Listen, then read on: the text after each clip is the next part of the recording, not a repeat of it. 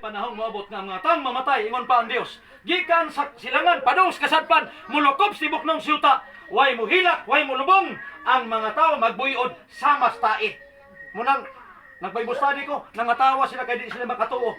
Magbuyod sa mas tae. Kunya dito sa hilungkong nga bersyon igsoon. Mangin ipot. Kati nilang katawa. Kaya tae sila ipot man ang igsoon. Tanaw na tong Biblia. Pagbasa naagi dito. Magbuyod ang tanan to. Way mo hilak, way mo lubong. Bulahan ang namatay karon kay mapahiluna ni ang atong minahal sa kinabuhi. Amen. Ya maigsoon akong basahon ang bakak siyawa nga nagpadayon di ay nga ang direktor siguro niadtong salidaha nakabasa siguro Biblia sa mga nimong papel ha. Kanang patyo na kang Philip Salvador ing nga di nako mamatay kay gibayran akong kamatayon nagsabot na me. Kung pwede pa lang lagi Brad John, kung pwede man ko maningkamot yung kurong nga makakwarta yung kong dako yun man. Aron nga makabayad ta, di na ka mamatay. Mabitaw ng pagsakit na ko sa bansalan sa una, naingon ang silingan, Brad, naay mananambal diha. Naras dool, dili na ko gasto. Tanawon na imong mata, tanawon ko tong matas bitin, nga gipatuwa dito. Kung musibo ang matas bitin sa sakit nimo, kung pili kantidad sa bitin, maura na imong bayran. Pananglitan nin, imong sakit mo ning bitina, 1,800 ra. Makabayad kag 1,800, ayo na ka. Nakadungog po ko, daghan pong nang ayo. Moabot ko dito, taga Cebu, taga Lagyo. Pero nakadungog po kong, na ako'y nangamatay. Nangutana ko, anong namay namatay? Natambalan man. Ni supak ng god, ni kaon mas gidili. Kaon gihapon ang padulungan. Pero ang kamaturan igsuon, bisan pag unsa pang katarungan, ang kamatayon moabot na gistaw. Moningon ako nga, kung mopasalig na nga mananambal, mopirma siya. Magdagan ko. Kung mopirma siya nga, human akong inom sa dugos bitin, dili ako mamatay. Mato ko, bisan pagbabayad ko 5,000, bisan pobre ko. Basta mopasalig siya nga dili nako mamatay. Mabayran na nako ba? Di man mopasalig? Unang 3 si Say Saob, niyon si Ob. Kamo, may mga doktor nga way kapuslanan. Nga naman, bisan ang mga doktor, tambalan ka karon, makarikabir ka. Ayaw kog ingna, human ka matambalan sa doktor, di na ka mamatay. Nga naman, moabot yun ang panahon nga ang kamatayon makiksunan mo abot. Ingon diri igsoon Isayas 27 bersikulo 15 nag-ingon.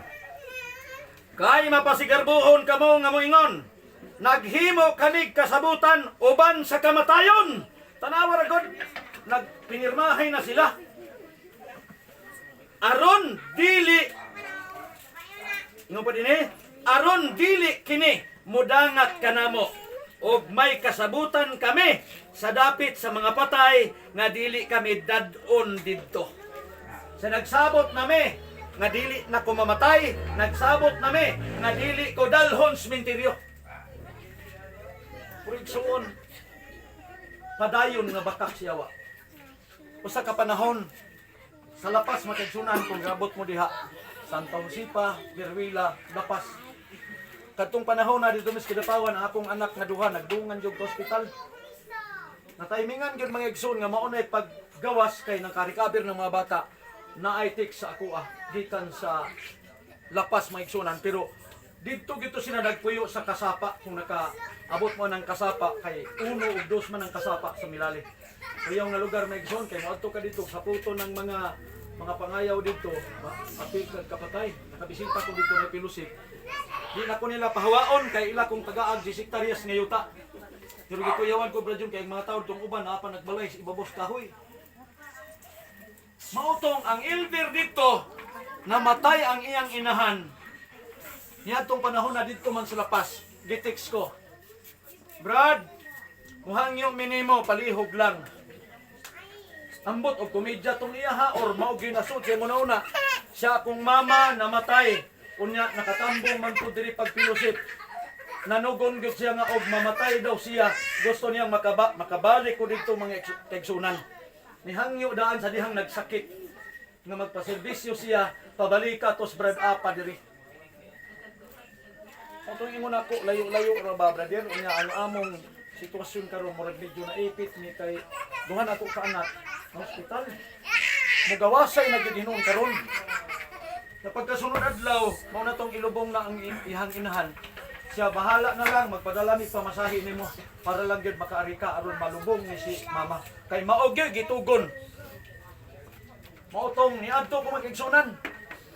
Gitambungan ako dito. Anang Biyernes sa gabi ni biyahe, Biyernes sa adlaw ni biyahe ko. Pagka Biyernes sa gabi atol man to makaigsunan. Muragad Domingo sa adlaw. Pagka Lunes man tong gilubong makaigsunan. Nakahigda ko sa gabi dito, nakatambong pa ko sa last night. Tungkol na sa paglubong pagkaugma.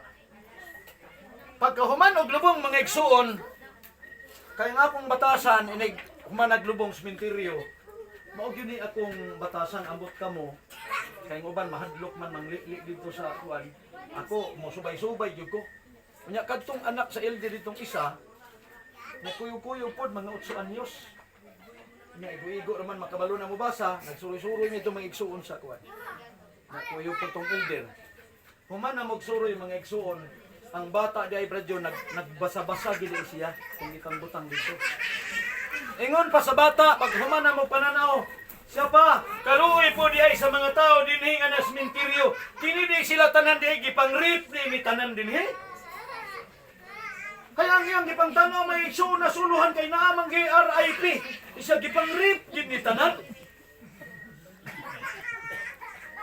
Nahimuot ko ba nga naghununa sa bata nga nakasabot nga gipang-rape gid kuno tanan. Yung una ko dong sinintanan din ni gipang-rape gid ni. Ang nag-rape ini ang yawa.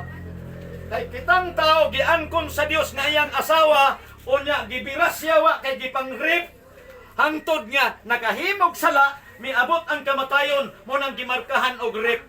Mo nang wa nay pilion bisag kinsa pila edad mamatay. Dito mis kinapawan, humaglubong, nisuloy na po ko. Nakapansin ko igsoon sa usa dito kalapida. Nakaingon ko nga, kining tawhana, dili gyud dapat mamatay.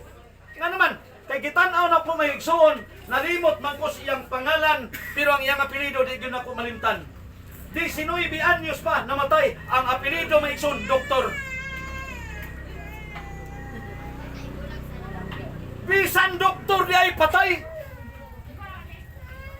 Munang wa nay makapugong og muadto tas kamaturan may igsoon 14 sa isawan ni si Kristo ako mandalan ang kamaturan kang kinabuhi way bakatos man pinaagi kung dili pinaagi kanako bisan si Kristo ang kamaturan iyang giaway ang bakat sa yawa bisan si Kristo namatay mga igsoon tungod og alang nato matud pas awit kaluwasan gihatag bisan dili ta ngayan kung wa ta pagkamatay igsoon wa tay paglaom.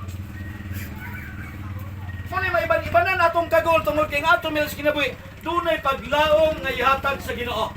Si Kristo maong banggitan nga doktor. Ang tanan mamatay man. Gisulti niya 11:25, bisan kinsa nga mosalig ug mutuon ako, bisan pa siya mamatay. Apan ang nakanindot kay dunay paglaom, mabanhaw siya. Mao niyang nindot mga igsoon. Unang Juan 2:25, ang yang gisaad kanato or kaninyo mao kini ang kinabuhi nga walay katapusan. Unang kinahanglan gid mga igsoon nga kitang tao mamatay.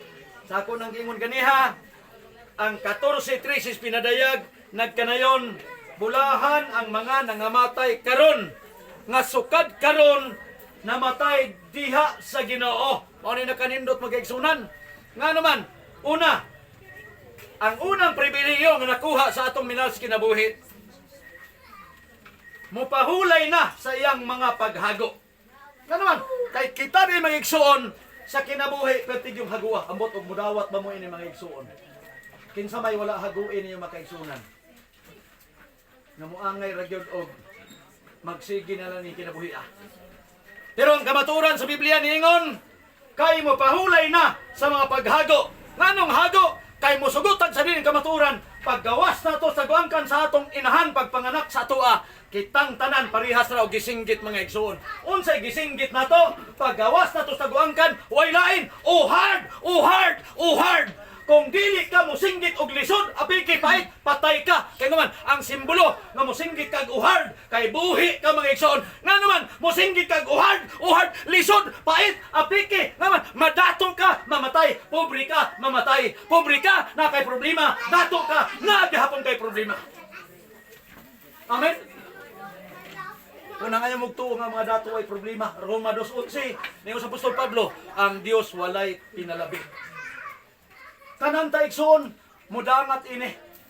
Ayo kog ingna nga ang mga dato ay luha. Daghan kay na sila luha, mas labaw pa na makatiabaw na to mga igsunan kung makasugabang sila problema nga daw bugatan sila wa sila maanan.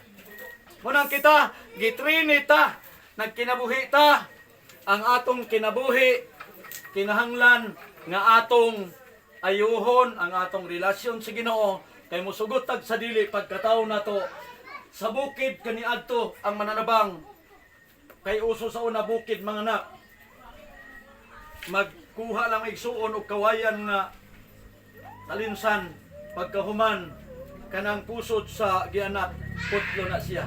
Nganong putlon? Kay kung ang imong tinae pagkataon nimo nag-edad na karog 60, wa na putla, gukod-gukuron kag iro maglakaw kag karsada, kay pirti na sigurong taasa sa imong tinae.